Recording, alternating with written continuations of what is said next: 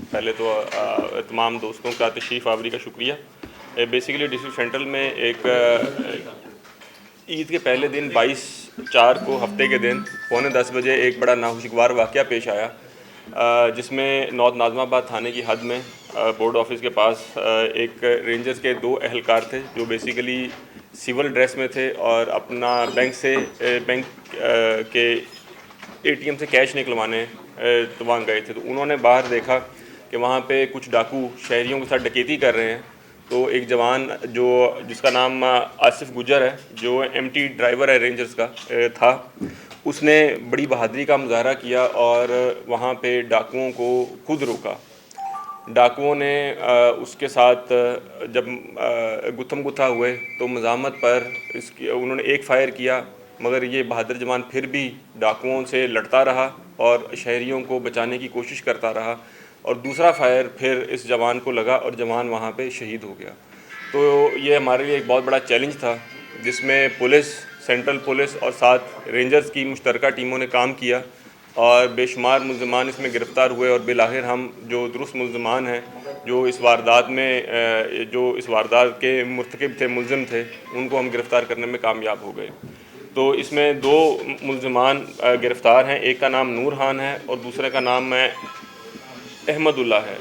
ये दोनों पहले भी रिपीट ऑफेंडर्स हैं, पहले भी बेशुमार दफ़ा गिरफ़्तार हो चुके हैं। मुल्ज़िम नूर खान पीराबाद में 2 दफ़ा पहले बंद हो चुका है और अहमद खान के ऊपर 4 साबिक़ा FIR हैं, एक नाज़िमाबाद में, एक हैदरी में और शारा नूरजहान में। ये 4 FIR इस पे पहले भी हैं। तो इस हवाले से मैं इस प्रेस कॉन्फ्रेंस का मेन मकसद ये था कि आप लोगों को इस कार्रवाई के बारे में बताया जाए। ये दोनों लड़के अफ़गानी हैं, इस्लामिया कॉलोनी की पहाड़ी है, वहाँ पे इन्होंने अपना ठिकाना बनाया हुआ है और वहाँ पे इन्होंने गलियों में भी, क्योंकि ये बड़ा गैंग है, 9-10 लोगों का गैंग है, इसके पहले भी 2 एहलकार हम गिरफ़्तार कर चुके हैं और बाकी एहलकारों को हम गिरफ़्तार करने के लिए कोशां हैं। Thank you. सर, ये बताइएगा कि डिस्ट्रिक्ट सेंट्रल और कराची का जो क्राइम है, कराची का क्राइम एक तरफ, डिस्ट्रिक्ट सेंट्रल का क्राइम एक तरफ, रिजविया थाने की हदूद में मंशियात से लेकर गुटखा से लेकर स्ट्रीट क्राइम की वारदातें बढ़ रही हैं। इवन मुबैना तौर पर हमारे पास तो ये इत्तलात भी आ रही है कि एक FIR करने के 10,000 रुपए लिए जा रहे हैं।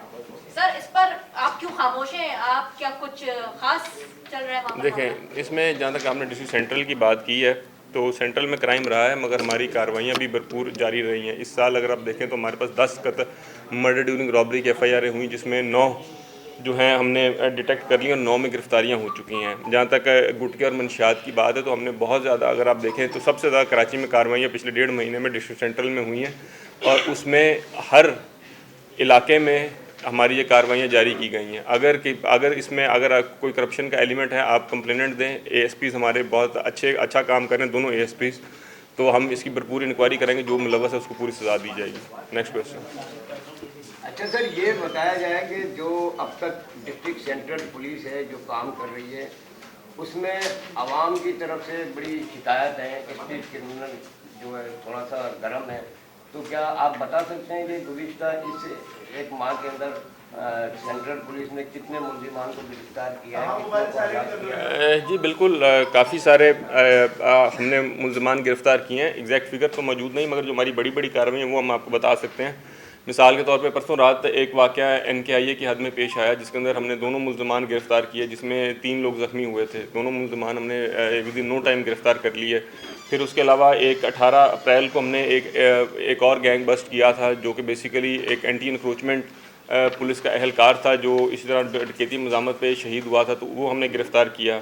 और इसके अलावा हमने बेशुमार मुल्ज़िमान गिरफ़्तार किए हैं और एग्जैक्ट फिगर मैं आपसे इसके बाद शेयर कर सकता हूँ।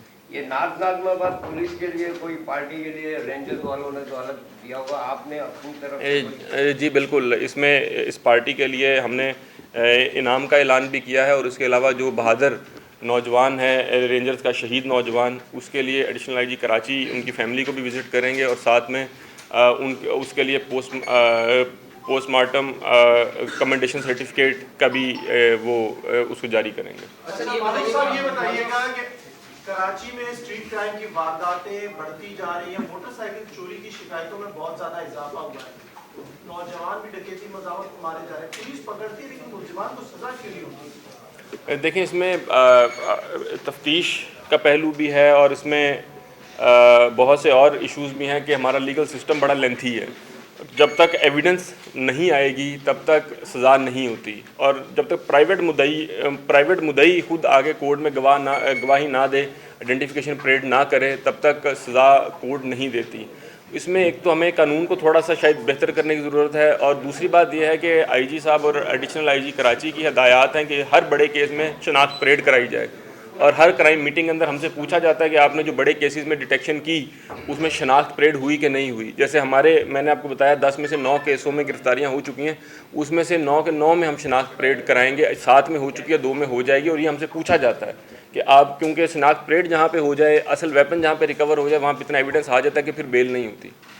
भाई सर 17 लड़कों पर मुश्तमिल ये गैंग जैसे आपने लिखा है प्रेस रिलीज के अंदर, और ये बताया जा रहा है कि इनका ठिकाना पहाड़ी के ऊपर था। तो अब इन्होंने जो इंटेरोगेशन में मजीद क्या कोई किसी की गिरफ्तारी हुई है, और क्या ये किराए पर असला भी देते थे, तो उनके पॉइंटेशन पर कुछ लोग गिरफ्तार किए? जी बिल्कुल, इसमें काफ़ी तकरीबन गालिबन 15 लोगों की टारगेट लिस्ट बनी है, जिसके ऊपर हमने SP जहांदाद की उसमें सरबराही में टीम बनाई हुई है, जो उन पर इसके बाद भी रेड्स करती रहेगी।